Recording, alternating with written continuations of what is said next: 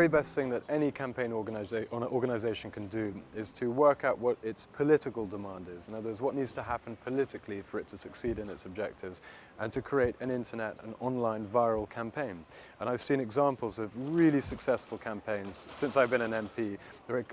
For example, when the government wanted to sell off the nation's forests, I must have had 400 or 500 letters, and they all resulted from a campaign by a group called 38 Degrees, which was a really clever way of applying pressure to political representatives. It was impossible for MPs to ignore that issue, and as a result, the government, quite rightly in my view, changed its mind. So I think that it's about hassle factor. Hassle your MP, write to your MP, get in touch, make it impossible for your MP to ignore a particular issue, make your views known.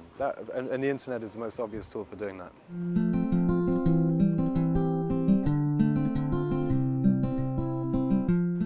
I've been very critical of the political system, very critical of MPs. But the one thing I would never say is that MPs don't work hard, because they do. All MPs work really, really hard. The hours are very long. Only yesterday, or day before yesterday, we had a 23-hour day as we were kept up all night voting on a whole load of nonsense in Parliament as a result of filibustering by the Labour Party, which happens from time to time. But the hours are very, very long. The issue is not how much work MPs are doing. The issue is whether or not they're doing the work they're paid to do. And an MP is paid to vote in a way that's in line with their conscience and good for their constituents, and they're paid to hold the government to account.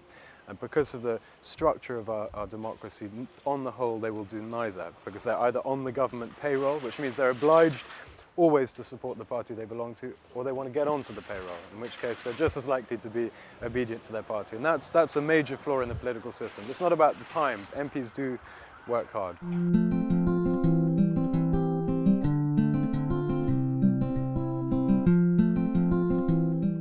I stood for election because there are many things that I think need to be changed.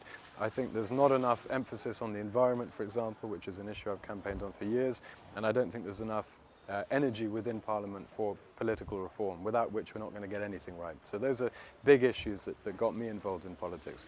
I very much enjoy my constituency work, because I can see immediately the impact of the work that I'm doing. You know, for wage a campaign, it succeeds or it doesn't, but you can see the results. Parliament itself can be very frustrating, because it all takes a very long time. And it's a system which is not particularly conducive to the involvement of backbenchers. So I'm still learning how, as a backbencher, I can make a difference. And there are various things that I'm doing which I hope will pay off, but it's a long-haul campaign.